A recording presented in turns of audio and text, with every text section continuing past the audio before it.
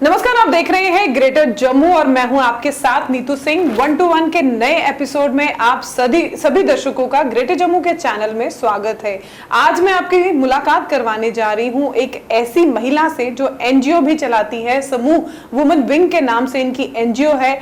इनकी बारे में मैं एक्सप्लेन करने जाऊंगी तो शायद बहुत लंबी एक्सप्लेनेशन होगी। आपको याद होगा 2022 में लाल चौक पर तिरंगा फहराने वाली ये वही महिला है जिनके साथ आज मैं आपको रूबरू कराने जा रही हूं। मैं बात कर रही हूं मिसेस अनीता चंदपुरी की। तो चलिए करते हैं एक मुलाकात, जानते हैं कि ये सोशल एक्टिविस्ट के साथ साथ किस तरह से आगे लोगों की मदद कर रही हैं। मैम, ग्रेटर जम्मू के चैनल में आपका स्वागत है। धन्यवाद। अनीता जी, आपको किस नाम से बुलाएं, आपको क्या हम औहदा दें, हमें खुद ही समझ में नहीं आ रहा। आप सोशल एक्टिविस्ट भी हैं, आप एनजीओ भी चलाती हैं, बहुत सारी लड़कियों को आपने उनकी शादियां भी की हैं जो बहुत गरीब घराने से ताल्लुक रखती थे, कई सारे बच्चों की आपने एजुकेशन जो है उसमें हेल्प की है। हमें खुद ही समझ में नहीं आता कैसे कर लेती हैं आप ये सब काम। देखिए, सबसे पहले तो मैं आपको बता दूं आपके चैनल के माध्यम से कि मैं कोई करने वाली नहीं हूँ। करने वाला ऊपर ईश्वर बैठा है, परमपिता, जो हमसे करवाता है। हमें शायद उसने एक माध्यम बनाया है उन लोगों का जिन लोगों तक सब नहीं पहुँच पाते हैं। हम लोग जब काम करने निकलते हैं तो सोचते हैं कि किस तरीके से होगा, क्योंकि चैलेंजेस बहुत होते हैं जी। लेकिन ईश्वर का नाम लेके निकलते हैं और ऊपर वाले की दया से उस को पूरा भी करते हैं। तो आप कैसे, आपको पता चलता है कि फलानी जगह पे कोई किसी बच्ची के घर के बारे में कि वो बहुत गरीब घर से है, या उसको एक शादी के लिए उसको मदद चाहिए, या एजुकेशन के लिए किसी बच्ची या किसी बच्चे को मदद चाहिए, आपको कैसे पता चलता है? देखिए, सबसे पहले मैं आपको बता दूं, जो हमारा एनजीओ है ये इसका जो पेरेंट ऑर्गेनाइजेशन है वो समूह थिएटर है। ओके। ठीक है, समूह थिएटर से हमारी जो वुमेन विंग है वो अलग है, क्योंकि हमारे इसमें 3 विंग्स है। एक थिएटर विंग है, वो अलग थिएटर के बच्चों के लिए काम करता है, जिनको प्लेटफॉर्म नहीं मिलता उनको प्लेटफॉर्म देते हैं, जिसके फाउंडर डॉक्टर सुधीर महाजन है। ये जो हमारी वुमेन विंग है ये अलग है, जो मैं चलाती हूँ। इसमें हम वुमेन एंड चाइल्ड डेवलपमेंट के लिए काम करते हैं। इसके अतिरिक्त हमारा एक और विंग है जो हम हेरिटेज के ऊपर काम करते हैं, जम्मू कश्मीर की हेरिटेज के ऊपर। वो उसमें भी मतलब मेरा सहयोग रहता है, लेकिन मेरा specially women and child development के लिए काम रहता है। और हम लोग इस टाइम 3 सेंटर चला रहे हैं। एक हम पुरखू कैंप में चला रहे हैं, वहाँ पे भी हमें काफ़ी स्पेस मिली है गवर्नमेंट की तरफ से।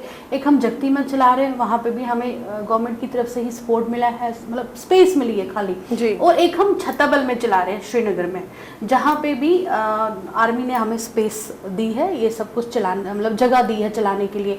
और जहाँ तक आपका सवाल है कि हमें कैसे पता चलता है, हम इस फील्ड में बहुत सालों से काम कर रहे हैं और हमारे नंबर हर जगह है, हमारे नंबर हर डिपार्टमेंट में है, हमारे नंबर हर ऑर्गेनाइजेशन के पास है, हमारे नंबर मुझे लगता है हर पुलिस स्टेशन में होगा और हर एक मतलब लोकल के पास है। तो वहाँ से जब कोई कॉल आता है उस तरीके का, तो लोगों को पता चली जाता है कि चलिए हम कॉल कर लें। तो फ़ोन आते हैं कि इस तरीके से यहाँ ये बच्ची है, इसको मैरिज के लिए कोई हेल्प चाहिए, या कोई बच्चा है उसके पेरेंट्स में कोई प्रॉब्लम है, या किसी का फादर नहीं, उसको पढ़ना है बट पढ़ने के लिए फ़ीस नहीं है। उस तरीके से हम लोग उन बच्चों की या उन जो हमारी बच्चियाँ हैं उनकी हेल्प करते हैं।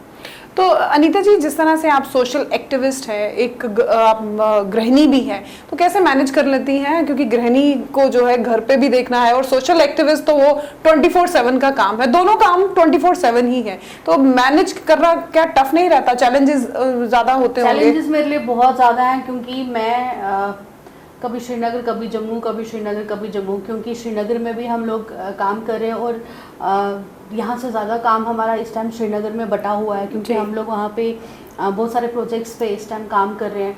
और जम्मू में यहाँ टीम्स हैं वो कर रही हैं, बट कश्मीर में मुझे बहुत ज़्यादातर खुद हैंडल करना पड़ता है। लेकिन मुझे फैमिली का बहुत सपोर्ट है, मेरे हस्बैंड का मुझे बहुत सपोर्ट है। उन्होंने मतलब मुझे कभी भी नहीं रोका कि तुम्हें काम करना हो और तुम्हें पहले घर में ही सब कुछ ख़त्म करना, फिर तुम्हें बाहर जाना, यानी बहुत सपोर्टिव है। अगर उनका सपोर्ट नहीं रहता तो शायद मैं इतना आगे भी नहीं आ पाती। और मतलब मेरी मदर इन लॉ है, उनका सपोर्ट है, मेरा बेटा है वो बहुत सपोर्टिव है, वो उसको कुछ बोलती हूँ मैं, अरे मम्मा आप करो, मैं खुद मैनेज कर लूँगा। उनके उसके 12th के एग्ज़ाम्स में भी वो यही बोलता रहा मेरे को, मैं खुद कर लूँगा, आप मेरी टेंशन मत लो।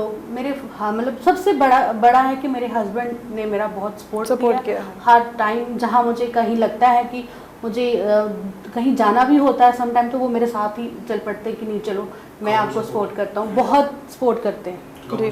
तो गवर्नमेंट सपोर्ट की अगर बात की जाए, ये तो था आपकी फैमिली तक की, फैमिली में आपकी कितने सपोर्टिव हैं, गवर्नमेंट सपोर्ट किस तरह से मिल रहा है आपकी एनजीओ को? देखिए गवर्नमेंट में हमने कल्चर, जो हमारा कल्चर विंग है उसमें कुछ एड्स मिलते हैं हमें, बट जो हमारे विमेन एंड चाइल्ड डेवलपमेंट का है, मैंने बहुत सारे प्रोजेक्ट्स लगाए थे जम्मू में लगाए थे, बट जम्मू की गवर्नमेंट की तरफ से हमें उस तरीके का कोई सपोर्ट नहीं मिला जम्मू की। हाँ, उसके बाद हमारा जो काम रहा वो इस टाइम, हाँ हमें जिसने हेल्प किया इंडियन आर्मी ने हमें बहुत हेल्प किया। मतलब फार फ्लंग एरियाज़ में काम कर रहे हैं हम लोग, रूरल बहुत, जहाँ तक कोई नहीं पहुँच पाता उस सेक्टर तक हम काम कर रहे हैं। और इसमें हमें सबसे ज़्यादा अगर किसी ने सपोर्ट किया वो इंडियन आर्मी ने किया। अंडर सद्भावना प्रोजेक्ट्स में हम लोगों को उन्होंने बहुत सपोर्ट किया। जहाँ तक जम्मू की बात करें, बस चक्कर ही लगवाते हैं, आपकी फाइल जी वहाँ पहुँची, आपकी फाइल यहाँ पहुँची, आपकी फाइल वहाँ पहुँची, वो फाइल एंड में कहीं नहीं पहुँची होती है। जब तक उसकी लास्ट डेट निकल जाती है तब तक हम चक्कर ही लगाते हैं, और आपको भी पता है प्रोजेक्ट्स कौन लेके जाते हैं। लेकिन अगर अब की बात की जाए तो अब तो कह रहे हैं कि जम्मू कश्मीर काफी बदलाव की ओर अग्रसर है, बहुत तेजी से बदलाव हो रहे हैं, तो उस बदलाव का कभी कोई फर्क नहीं पड़ा आपके काम पर कि उसमें आपको हेल्प मिल गई हो? जिस तरह से बदलाव, आजकल डिजिटलाइजेशन की बात होती है, बदलाव हुआ है उन लोगों के लिए जो पहले भी काम करते हैं, बदलाव उन्हीं के लिए जो पहले बेचारे ग्राउंड पे काम करते हैं, उनको वैसे ही आज भी, जहाँ तक मेरा सोचना है, जहाँ तक मैं देख रही हूँ। अभी मैं एक यहीं पे आप ही के स्टूडियो में बाहर बात कर रही थी, एक बच्ची थी जी। वो मुझे कह रही थी उसकी मदर की एक डिसेबल पेंशन है, वो मतलब 1000 रुपये गवर्नमेंट देती है, वो भी उसकी बंद कर दी है। वो बेचारी आंखों से अंधी है। क्यों बंद कर दी? क्योंकि उनको बोला जाता है आपके पास राशन कार्ड है। तो आप बदलाव खुद देख सकते हैं। तो मैंने एग्जाम्पल दिया आपको। तो हम जैसे लोगों का, हमारे पास तो इतने सारे इस तरीके के बहुत सारे बच्चे हैं। खैर हमें ऊपर वाले ने ऐसे कुछ सोर्सेज है हमारे पास, कॉर्पोरेट सेक्टर से हमें हेल्प मिलती है, और स्पेशली बहुत सारे लोग हैं जो आगे चल के हमारे काज के लिए हमें सपोर्ट करते हैं, तो चल जाता है हमें। बट अगर हम कहेंगे कि बच्चों की पढ़ाई के लिए जो हम बच्चों में हम लोग स्कॉलरशिप प्रोग्राम चलाते हैं, या किसी गरीब बच्ची की शादी के लिए हम लोगों को गवर्नमेंट ने सपोर्ट दिया, बिल्कुल भी नहीं।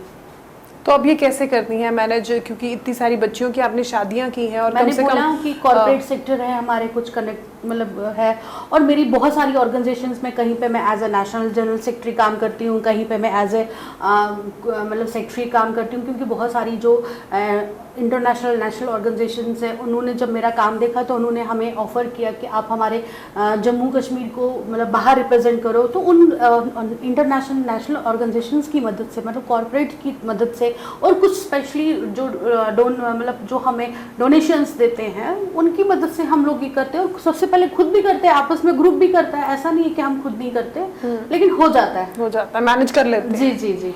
अनीता जी, आपसे पूछना चाहूंगी, अक्सर हमने देखा है, मैं जो मतलब मेरे इस जर्नलिज्म की फील्ड में मैंने बड़ी बार लोगों से ऐसे बातचीत की, और बड़े लोगों से राब्ता भी हमारा हुआ है। अक्सर मैंने देखा है जो सोशल एक्टिविस्ट होते हैं बाद में जाके कोई पार्टी ज्वाइन कर देते हैं। आप तो लंबे अरसे से इस काम में जुड़ी हुई हैं, आपने कभी कोई पार्टी ज्वाइन करने का क्यों नहीं सोचा? नहीं, देखिए पॉलिटिकली तो इसलिए सोचते हैं कि नहीं हमें पॉलिटिकल बैक मिल जाएगा पीछे, अगर हम किसी पार्टी में जाएंगे तो हमें कोई एक बैक मिल जाएगा पॉलिटिकली। लेकिन सोचा था थोड़ी देर के लिए, शौक भी आया था दिमाग में, बट ठीक है, हम ऐसे ही ठीक है, हमें जो करना है, हमें ईश्वर वो रास्ता खुद ही दिखा देता है कि हमें क्या करना अपने बलबूते पे सेवा करनी है लोगों की। हाँ, अपने बलबूते पे भी नहीं कह सकते, वही ऊपर वाले के जो हमें इशारा करे उसके, क्योंकि मैं उन ऊपर वाले को बहुत ज़्यादा फॉलो करती हूँ, क्योंकि वही है जिसने मुझे यहाँ तक पहुँचाया, बेड से उठा के यहाँ तक। क्योंकि आज 2013 में, जहाँ मैं एक नॉर्मल सी औरत थी, बेड पे पड़ी होती थी, बहुत सारी प्रॉब्लम्स थी मेरी हेल्थ की, और उसी ने हिम्मत दी और आज मैं यहाँ हूँ। तो क्या रीज़न था जो आप सोशल एक्टिविस्ट बन गई? देखिए बहुत लंबी कहानी है ये, उसमें बहुत टाइम निकल जाएगा, लेकिन मेरी हेल्थ बहुत ख़राब हो गई थी, बहुत ज़्यादा ख़राब हो गई थी। मेरे बहुत अर्ली में मेरे बहुत 1 साल में मेरी 7 सर्जरियां हुई, और वो 7 सर्जरियों के बाद मैं डिप्रेशन मतलब डिप्रेशन ही था उसको हम कह सकते थे। और उस टाइम डॉक्टर इंदू कोल को, बहुत फेमस डॉक्टर है, उनके साथ मेरी बहुत अच्छी मतलब लाइक माई मतलब एल्डर सिस्टर है वो, तो वो मेरा हाथ पकड़ती थी, बहुत देर तक काउंसलिंग करती रहती थी, कहती थी कि अरे तुम ऐसे थोड़ी अपने लाइफ को बर्बाद कर सकती हो, क्योंकि मैं उस टाइम भी इतने सारे पेशेंटों का उनसे ट्रीटमेंट करवाती थी। ऐसे ही कोई मुझे वो नहीं था कि मेरी कोई ऑर्गेनाइजेशन थी या कोई कुछ था, तो उन्होंने मुझे उस डिप्रेशन के दौर से निकाला। उसके बाद बहुत सारे लोगों का सफ़र है जिन्होंने मुझे टाइम टाइम पे सपोर्ट किया। हम सेवा भारती भेजा उन्होंने, सेवा भारती में अनसुईया खोसा दीदी थी, उनके साथ मैंने 1 साल काम सीखा, किस तरीके से वॉलंटियरली काम सीखा। वहाँ से निकली, फिर मुझे डॉक्टर सुधीर महाजन जैसे गुरु मिले, उन्होंने टाइम टाइम में मुझे चलना सिखाया कि बच्चे यहाँ ये गलत चीज़ है, यहाँ ऐसे करना है, यहाँ ऐसे करना है। वो डिप्रेशन के दौर से, तो वो जब मैं बेड पे होती थी, जब मैं डिप्रेशन में होती थी, तो मैं सोचती थी कि नहीं, ये तो मेरे लाइफ का मतलब एंड नहीं हो सकता है, मुझे तो कुछ करना है। क्योंकि मैं कहीं ना कहीं बैक कॉलेज टाइम में जब मैं थी, मैं परेड कॉलेज से मैंने ग्रेजुएशन करी है, मैं ABVP में हुआ करती थी। हम लोग बहुत सक्रिय कार्य करते थे ABVP के, तो वो जो अंदर था वो, उसको एक हम कहते हैं ना, एक कीड़ा जो काम करने का वो जा नहीं रहा था। तो वापस बैक किया कि नहीं, ऐसे नहीं जाना, मरना नहीं है ऐसे, अगर मरना ही है तो कुछ करके। और उसमें उसके बाद इंदू कोल जी का, अनसुईया खोसा मैम का, डॉक्टर सुधीर महाजन का, और सबसे बड़ी बात मेरी फैमिली का, मायके का, और सबसे कि मेरे हस्बैंड ने मेरे को बहुत समझा कि नहीं, अगर ये ऐसे रहेगी तो ये ख़त्म, 1-2 महीने में ये अब ख़त्म हो जाएगी। तो ये जज्बा लेके मैं जब बाहर आई, बहुत धक्के खाए, बहुत मतलब मुश्किलें आई, क्योंकि पहचानता नहीं था कोई, जानता नहीं था कोई। लेकिन आज ठीक है, आज सब पहचानते भी हैं, आज सब जानते भी हैं कि नहीं, काम कर रही है ये समाज के लिए। समाज के लिए तो आप काम लगातार कर रही हैं, लगभग 2014 से ही आप इस काम में जुड़ी हुई हैं, और अब आपकी पहचान जो है वो दिन ब दिन बढ़ती चली जा रही है। कभी आपने सोचा जो आपकी NGO है, जो आपका वुमेन विंग है, इसे आप कहाँ तक लेना चाहती हैं? कोई एक एम जो है वो निर्धारित किया हो? देखिए, मैं आपको एक बात बताऊं, हाल ही में लास्ट 2022 में प्रधानमंत्री जी ने अपने पार्लियामेंट में भाषण में बोला कि हमारी बहुत बड़ी अचीवमेंट है, हर घर तिरंगा में हमने मेड इन कश्मीर तिरंगा बनाया। लेकिन बहुत कम लोगों को पता होगा कि उस मेड इन कश्मीर तिरंगा के पीछे सबसे बड़ा हाथ अनीता चंदपुरी और उसकी वुमेन विंग का था। हमने कश्मीर से 10,000 फ्लैग बनवाए, बांडीपुरा से बनवाए, डाउनटाउन से बनवाए, क्या हबा कदल से बनवाए, और एक हमारा बारामूला से बनवाए। 10,000 फ्लैग खाली मैंने नहीं बनाए, बहुत सारे, बट विंग के माइनॉरिटी लेडी हम लोगों का विंग जो वहाँ पे काम कर रहा है, 10,000 फ्लैग्स हमने बनाए। और ये बहुत मतलब पेपरों में भी बहुत सब कुछ आया था, और ये मेरे लिए बहुत फ़ख्र की बात थी। और हमारा जो उस दिन का वो जब प्रधानमंत्री जी ने पार्लियामेंट में बोला, हमें अपने ऊपर बड़ा प्राउड हो रहा है। बेशक हमारा नाम नहीं आया, लेकिन हम सीना तान के कह रहे थे कि अरे हमने तो 10,000 फ्लैग बनाए हैं, हर घर तिरंगा, मेड इन कश्मीर तिरंगा, वो हम अभी भी बना रहे हैं। जरा रही बात जो वुमेन विंग को हम आगे लेके जाएंगे, मैं चाहती हूँ कि हमारी जो वुमेन विंग है ये बहुत, जिस तरीके से हम लोग, देखिए अर्बन एरियाज में तो बहुत सारे लोग काम करते हैं, ठीक है, और बहुत सारी महिला अवेयर भी है हर चीज़ के लिए।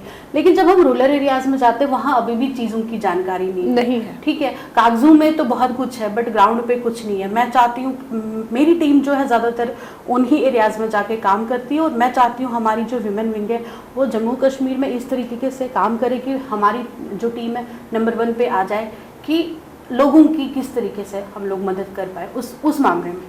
आखिरी सवाल आपसे, जब आपने 2022 में लाल चौक पर तिरंगा लहराया था, वो समय कैसा था?